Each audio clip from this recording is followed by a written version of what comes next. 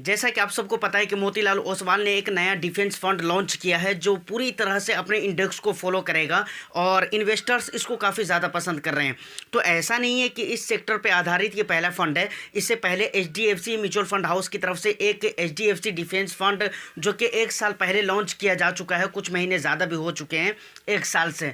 तो इसके बारे में हम बात करेंगे। तो सबसे पहले जो इसका बेंचमार्क है यानी निफ्टी इंडिया डिफेंस टीआरआई, उसको लेकर थोड़ी सी बात करेंगे। उसके बाद हम इन दोनों फंड के बीच में कंपैरिजन भी करने वाले हैं कि आने वाला 5 साल 7 साल के बाद या कुछ टाइम के बाद कौन सा फंड ज़्यादा बेटर हो सकता है, कहाँ पर रिस्क ज़्यादा हो सकते हैं या कम हो सकते हैं, और कहाँ पर रिटर्न्स वगैरह ज़्यादा या कम हो सकते हैं, कहाँ पर किनको निवेश करना चाहिए, सबसे इंपॉर्टेंट बात। और इसकी पोर्टफोलियो यानी स्टॉक्स होल्डिंग्स को लेकर जो बात मैं आज आपको बताने वाला हूँ ना, अभी तक मुझे नहीं लगता है कि आपको पता होगा। तो ये सारी चीज़ें आपको एक वीडियो में पता चलने वाली है। तो वीडियो बहुत ही इंटरेस्टिंग होने वाली है। एक लाइक कर दीजिए, शेयर कर दीजिए। चैनल को अगर अभी तक आपने सब्सक्राइब नहीं किया है तो चैनल को भी सब्सक्राइब कर लीजिए। सबसे पहले सर हम बात करते हैं थोड़ा इस इंडेक्स के बारे में। यहाँ पर आपको दिख रहा है या नहीं दिख रहा है, ये थोड़ा लाइटिंग का डिस्टर्ब है। अभी सेटअप मतलब तैयारी किया जा रहा है, इस पर काम वगैरह चल रहा है, ये धीरे धीरे सही हो जाएगा। तो यहाँ पर आपको दिख रहा है या नहीं दिख रहा है, मैं आपको यहाँ पर बता देता हूँ मैंने क्या लिख कर रखा हुआ है। इस सेक्टर ने यानी डिफेंस सेक्टर ने फिनेंशियल ईयर 2017 से लेकर 2024 के बीच में 16 टाइम्स इंक्रीज्ड हुआ है, मतलब 16 टाइम्स इंक्रीज्ड हुआ है, बढ़ा है। इस चीज़ को सोचिए, ये कितनी बड़ी बात मैं बोल रहा हूँ। दूसरी बात क्या है पता है आपको, डिफेंस सेक्टर ने पिछले 1 ईयर के कंपैरिजन में 32.5% बढ़ा है पिछले 1 ईयर में। ये 17 से लेकर 24 के बीच में था, और ये पिछले 1 ईयर के मुकाबले में अगर इस साल देखा जाए 32.5% का जंप है, समझ रहे हैं। तो ये इंपॉर्टेंट बात है। दूसरी बात, आपको पता है कि बीजेपी की सरकार बनी है फिर से, जो कि तीसरी मरतबा ये सरकार बनी है। ये पार्टी अपनी सरकार तीसरी मरतबा इंडिया के अंदर बना रही है।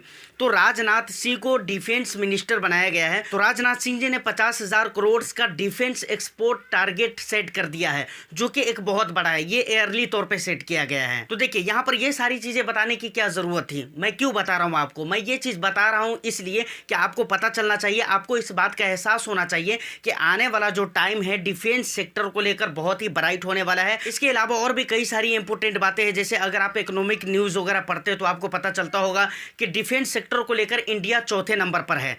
मतलब जिसका डिफेंस सेक्टर बहुत ही ज़्यादा मजबूत है, बहुत ही ज़्यादा मतलब इम्प्रूवमेंट यहाँ पर दिन ब दिन देखने को मिल रहे हैं। तो ये सारी बातें जो कि इम्पोर्टेंट थी वो सेक्टर के बारे में थी, जो कि मैंने आपको इसलिए बताया है ताकि आप आने वाले टाइमों का अंदाज़ा लगा सके कि भाई क्या होने वाला है डिफेंस सेक्टर के अंदर। अब चलिए इन दोनों फंड के डिटेल्स को हम देख लेते हैं, उसके बाद फिर हम आगे की बातें करते हैं। इधर पे Motilal Oswal defence index fund का मैंने डिटेल्स लिख कर रखा हुआ है, और इधर पे एचडीएफसी डिफेंस फंड का डिटेल्स लिखकर रखा हुआ है। सबसे पहले देखें तो अगर टाइप वाइज अगर देखा जाए तो ये फंड एक इंडेक्स फंड है, जैसा कि नाम के सामने भी पता चलता है, डिफेंस इंडेक्स फंड, समझ रहे हैं।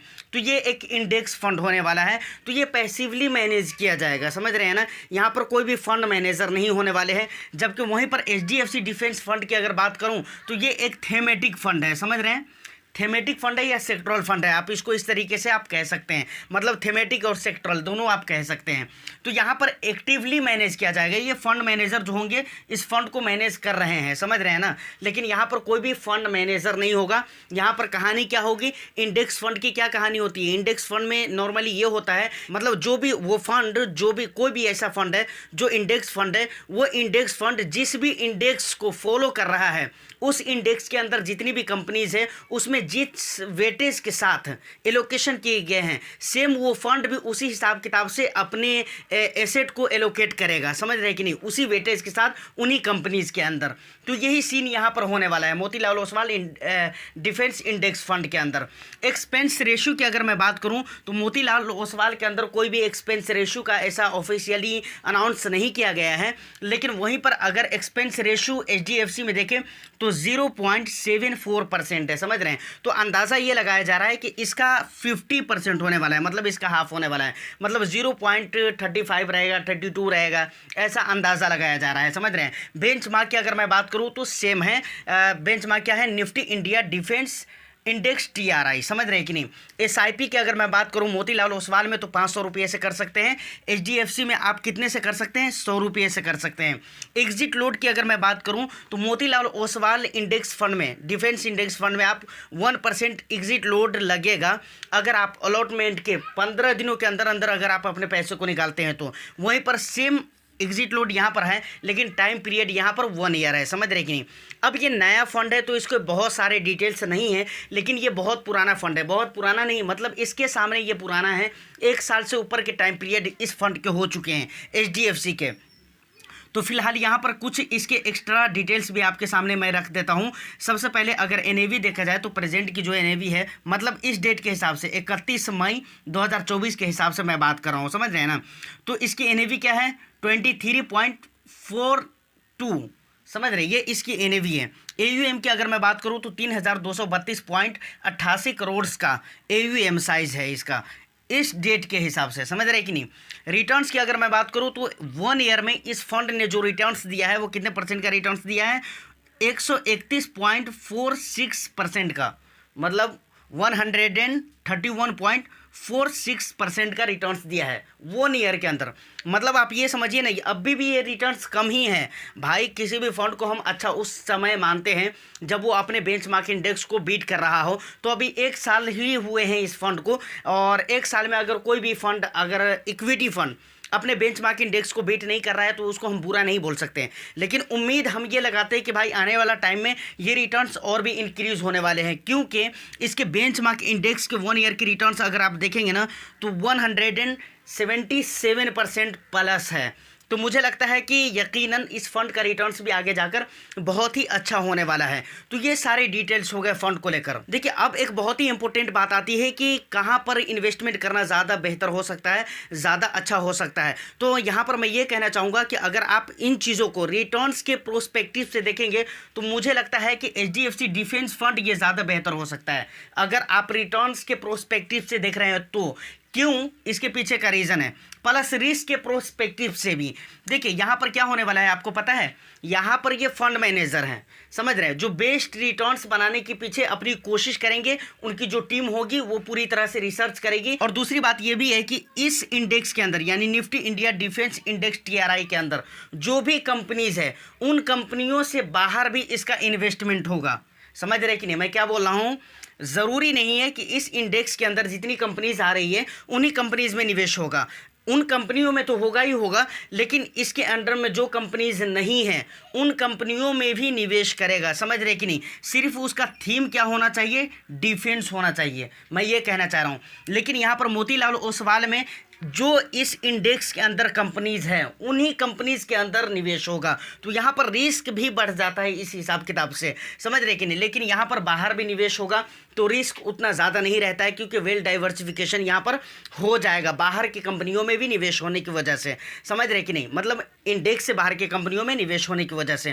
प्लस यहाँ पर फंड मैनेजर है जो रिस्क को एडजस्ट करेंगे, समझ रहे कि नहीं, रिस्क को मैनेज करने की कोशिश करेंगे, बेटर रिटर्न्स की कोशिश करेंगे। और यहाँ पर कोई भी फंड मैनेजर नहीं है, समझ रहे हैं, जैसा परफॉर्म बेंचमार्क का होगा यानी इंडेक्स का होगा वैसे ही परफॉर्म यहाँ पर भी आपको देखने को मिलेगा। यहाँ पर भी एक प्लस पॉइंट ये बन जाता है कि भाई अगर सेम टू सेम अपने इंडेक्स को ये फॉलो करने लगे तो इंडेक्स के रिटर्न्स कम नहीं हैं, तो मुझे लगता है रिटर्न्स यहाँ पर भी कम नहीं होने वाले हैं। तो फाइनली अभी तक के जो डिटेल्स हैं उस बुनियाद पर मुझे लगता है, देखिए यहाँ पर फंड मैनेजर के होने की वजह से मुझे लगता है रिस्क थोड़ा सा एडजस्ट हो जाएगा और रिटर्न्स तो अच्छे मिलेंगे, लेकिन यहाँ पर रिस्क नहीं एडजस्ट होंगे क्योंकि यहाँ पर कोई फंड मैनेजर नहीं है। और यहाँ पर दूसरी बात है कि इंडेक्स के अंदर जो कंपनीज हैं उन्हीं कंपनियों में निवेश किया जाएगा, तो ये थोड़ा रिस्की लगता है। अच्छा एक बात और भी मैं बताऊँगा स्टॉक्स होल्डिंग्स को लेकर, इस फंड को लेकर, इस इंडेक्स के अंदर जो टॉप 2 कंपनीज हैं उसको लेकर जो अभी हम आगे बात करेंगे ना, तो वहाँ पर मैं आपको बताऊंगा कि थोड़ा सा क्यों यहाँ पर रिस्क बढ़ जाता है। तो फाइनली अगर आप रिटर्न्स और रिस्क दोनों हिसाब से देखें तो मुझे लगता है कि यहाँ पर हाई रिटर्न्स हाई रिस्क है, यहाँ पर भी हाई रिटर्न्स है, लेकिन रिस्क में थोड़ी सी मतलब लगता है कि कमी हो जाएगी, वो भी फंड मैनेजर की वजह से। चलिए अब ज़रा इन दोनों फंड के स्टॉक होल्डिंग्स के बारे में बात कर लेते हैं, और ख़ास तौर से वहाँ पर जो हम बात करेंगे ना इंडेक्स के अंदर जो 2 कंपनीज है, टॉप 2 कंपनीज है, पहला है HAL है और दूसरा है BEL, इन दोनों कंपनीज को लेकर हम बात करने वाले हैं। तो ये सारा कुछ मैं डिलीट करता हूं, उसके लेकर हम नए सिरे से बात करते हैं। देखिए, मैं जो उस वक्त से आपको बोल रहा था स्टॉक्स होल्डिंग्स को लेकर, तो ये वाला जो इंडेक्स है ना, जिस इंडेक्स को ये दोनों fund, Motilal Oswal defence index fund और HDFC डिफेंस फंड, ये दोनों फंड जिस इंडेक्स को फॉलो कर रहे हैं, निफ्टी इंडिया डिफेंस TRI, इस इंडेक्स को फॉलो कर रहा है। डिफेंस इंडेक्स TRI होना चाहिए, ज़रा अच्छा नहीं लग रहा है। चलिए, डिफेंस इंडेक्स TRI, इस इंडेक्स को फॉलो कर रहा है। इस इंडेक्स के अंदर मैं आपको दिखूं ना दिखूं, यहाँ पर देखिए, समझ रहे हैं। तो इस इंडेक्स के अंदर आप दो कंपनी देखेंगे, टॉप 2 कंपनी। पहला है HAL और दूसरा है बेल। ये है हिंदुस्तान एरोनॉटिक्स लिमिटेड और ये दूसरा वाला है भारत इलेक्ट्रॉनिक्स लिमिटेड। समझ रहे कि नहीं। और इस इंडेक्स के अंदर इन दोनों कंपनी का वेटेज आप देख सकते हैं कितना ज़्यादा वेटेज है। HAL की अगर मैं बात करूं, हिंदुस्तान एरोनॉटिक्स लिमिटेड की अगर बात की जाऊं, तो यहाँ पर 21.9% है। बेल की अगर मैं बात करूं, भारत इलेक्ट्रॉनिक लिमिटेड की अगर बात की जाए तो कितना वेटेज है, 20.5% है। मतलब मैं यहाँ पर ये कहना चाह रहा हूँ कि भाई साहब, अगर आप इन दोनों फंड में से किसी भी फंड में निवेश करना चाहते हैं तो आपको देखते रहना पड़ेगा कि इन कंपनियों के स्टॉक्स के साथ क्या हो रहा है। समझ रहे कि नहीं। अभी प्रेजेंट में इसकी हालत बहुत अच्छी है। अगर प्रेजेंट की हालत आप देखना चाहते हो तो उसको भी मैं दिखलाऊंगा, लेकिन आने वाला टाइम में अगर इन दोनों कंपनीज़ के साथ कुछ भी होता है तो यहाँ पर ये समझ लीजिए, मतलब कुछ भी बुरा होता है तो आपका रिस्क यहाँ पर दोनों फंड में बढ़ता हुआ नजर आएगा। समझ रहे कि नहीं। आपके रिस्क दोनों फंड के अंदर बढ़ते हुए नजर आएंगे। समझ रहे हैं, क्योंकि दोनों फंड इस इंडेक्स को फॉलो कर रहे हैं और इस इंडेक्स के अंदर टॉप 2 कंपनीज ये हैं जिसके वेटेज ये हैं, मैंने आपको बता दिया है। समझ रहे हैं, तो रिस्क यहाँ पर बढ़ेगा। हाँ, अब एक बात और भी आती है, इसका पॉजिटिव सिग्नल भी एक है कि भाई अगर इन दोनों कंपनीज बहुत अच्छी करती है, जैसा कि अभी प्रेजेंट में कर रही है, पास्ट से प्रेजेंट, पिछले पास्ट 1 ईयर से अगर देखें, 1-2 ईयर से, तो अभी तक आप देखें प्रेजेंट में भी, तो आपको पता चलेगा कि इन दोनों कंपनियों के जो ग्रोथ है, यकीनन अमेजिंग, सुपर, बहुत अच्छी ग्रोथ देखने को मिली है। अगर इसको आप देखना चाहते हैं तो चलिए इसका चार्ट भी मैं आपको दिखलाता हूं और वहां पर एक और भी 2-3 चीज़ें मैं आपको दिखलाता हूं जो कि इम्पोर्टेंट है। तो यहाँ पर मैं भारत इलेक्ट्रॉनिक्स का चार्ट ओपन करके रखा हूं। सबसे पहले अगर इसका स्टॉक प्राइस देखें तो 324.05 है जो कि स्टॉक्स प्राइस है। उसके बाद यहाँ पर ये चार्ट आप देख सकते हैं, यहाँ पर ये टाइम फ्रेम है, तो मैं 5 ईयर के टाइम फ्रेम पर इसको सेट करता हूँ।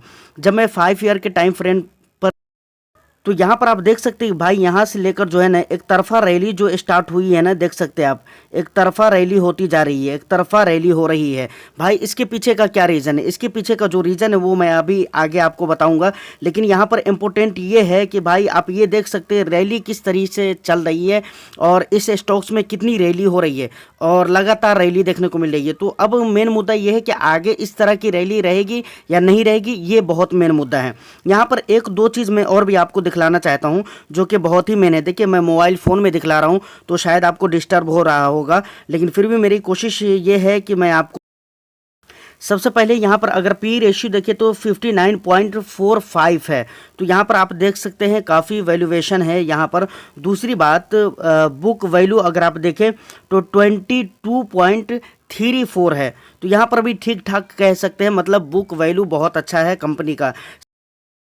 उसके बाद एक चीज़ और भी आती है, इंडस्ट्री पीई को अगर आप देखें तो 60 पॉइंट, यानी यहाँ पर आप ये कह सकते हैं कि डिफेंस सेक्टर में काफ़ी वैल्यूएशन है अभी, और जिस बात से इनकार भी नहीं किया जा सकता। उसके बाद दूसरे नंबर पे आ जाता है हिंदुस्तान एरोनॉटिक्स, जिसके अगर स्टॉक्स प्राइस देखें तो 5552.00 है जो कि हाल फिलहाल का स्टॉक्स प्राइस है। अगर इसका चार्ट पैटर्न देखें अगर आप, तो यहाँ पर टाइम फ्रेम दिया गया है, इसको भी मैं 5 ईयर पे सेट कर लेता हूँ, तो यहाँ पर भी वही चीज़ें देखने को मिल रही है भाई साहब, लगातार रैली पे रैली होती जा रही है। आप देखिए लगातार यहाँ पर जब आप ग्राफ को देखेंगे, इसको मैं ज़रा, ये जूम भी नहीं हो रहा है भाई, तो चलिए खैर कोई दिक्कत वाली बात नहीं, मैं मोबाइल फ़ोन पर आपको दिखला रहा हूँ, आपको डिस्टर्ब हो रहा होगा, लेकिन फिर भी आप समझने की कोशिश कीजिए कि यहाँ पर यहाँ से जो रैली स्टार्ट हुई है, देखिए ऐसे मार्केट यहाँ से देखिए लगभग आप ये मान सकते हैं कि साइडवेज जा रही है। साइडवेज नहीं है, वो अलग बात है कि लंबे टाइम फ्रेम पर सेट है तो इसलिए आपको ऐसा लग रहा है, लेकिन यहाँ से जो आप देख सकते हैं तो लगातार एक तरफा रैली करती जा रही है और लगातार इस कंपनी के स्टॉक्स में रैली पे रैली देखने को मिल रही है, लगातार इसके प्राइस इंक्रीज ही हो रहे हैं। उसके बाद फंडामेंटल्स में अगर आ जाए तो यहाँ पर आप पी रेशियो देख सकते हैं 48.71 है, जो कि ज़्यादा है। उसके बाद इंडस्ट्री पी तो मैंने आपको बता ही दिया है, तो वो तो सेम ही रहने वाले हैं ना। लेकिन यहाँ पर एक चीज़ और भी बहुत मेन और बहुत हाई देखने को मिल जाता है, बुक वैल्यू भाई 430। तो आप यहाँ पर समझ सकते हैं कि भाई इसके स्टॉक्स प्राइस जो बढ़ रहे हैं लगातार और लगातार जो रैली देखने को मिल रही है, जिसमें से एक रीज़न ये भी है कि कंपनियों के पास ऑर्डर वगैरह की कमी नहीं है और काम की भाई कमी नहीं है इनका। तो फाइनली आपने चार्ट वगैरह भी देख लिया है, बुक वैल्यू भी देख लिया है, इसके अलावा आपको इंडस्ट्री पी भी मैंने दिखला दिया। मतलब बहुत सारी चीज़ें आपको यहाँ पर इन्फॉर्मेशन मिल गई है। तो अभी तक आपने देखा है कि बहुत अच्छा चल रहा है, समझ रहे, पिछले 1-2 सालों से, और अभी भी चल रहा है, आगे भी ऐसा चलता रहा तो यकीनन यहाँ पर तो बहुत ज़्यादा और अच्छे लेवल के रिटर्न्स बनने वाले हैं। लेकिन वही बात होती है, अगर कुछ बुरा हुआ तो फिर यहाँ पर आपको दोनों फंड के अंदर कुछ ना कुछ बुराई देखने को, बल्कि बहुत हद तक की बुराई देखने को मिलेगी। तो फाइनली मैं यहाँ पर यही कहना चाहूँगा कि अगर आपको निवेश करना है, इन दोनों फंड की मैं बात कर रहा हूँ, तो आप अपने कैपिटल का सिर्फ 10 to 15% ही आप निवेश करिए। यहाँ पर इन दोनों फंड की मैं बात कर रहा हूँ। कहीं पर भी आपको निवेश करना है तो अपनी कैपिटल का, मतलब 1 लाख रुपये आपके पास है तो उसका 10,000 15,000 रुपया ही आप यहाँ पर डालिए। मुझे लगता है कि ये भी ज़्यादा है, इससे भी कम डालिए, समझ रहे कि नहीं। और दूसरी बात ये है कि ये एक सेक्टरल एंड थीमेटिक फंड है और ये इंडेक्स फंड है। तो इंडेक्स फंड में कहा जाता है कि लो रिस्क रहते हैं, लेकिन यहाँ पर इंडेक्स फंड होते हुए भी आपको रिस्क लेना पड़ेगा, इस बात को याद रखिएगा। तो हाई रिस्क हाई रिटर्न्स दोनों के अंदर है, समझ रहे कि नहीं। थीमेटिक फंड है तो यहाँ पर मैं अक्सर, अगर आप मुझे फॉलो करते हैं तो आपको पता होगा कि मैं सेक्टरल एंड थीमेटिक फंड से थोड़ी सी दूरी बनाने को बोलता हूँ, ख़ास तौर से नए इन्वेस्टर्स को। लेकिन यहाँ पर मैं ये कहना चाहूँगा कि थोड़ा बहुत पैसा आप लगा सकते हैं, बहुत ज़्यादा नहीं लगाइए। प्लस आपके पोर्टफोलियो में अगर इस तरह के फ़ंड नहीं है तो ये सारी इन्फॉर्मेशन थी। बाकी आपने सब कुछ देख लिया है। अब आप मुझे बताइए कि आपको अपने नज़रिए के, अपने एटीट्यूड के हिसाब से कौन सा फ़ंड ज़्यादा सूटेबल लगता है, ज़्यादा अच्छा लगता है। तो उम्मीद करता हूँ कि ये इन्फॉर्मेशन आपको पसंद आई हो। तो वीडियो को एक लाइक कर दीजिए, शेयर कर दीजिए। चैनल को अगर अभी तक आपने सब्सक्राइब नहीं किया है तो चैनल को भी ज़रूर सब्सक्राइब कर लें। मैं फिर मिलता हूँ किसी नेक्स्ट एंड इंटरेस्टिंग वीडियो में। जब तक के लिए all the best. Thank you for watching.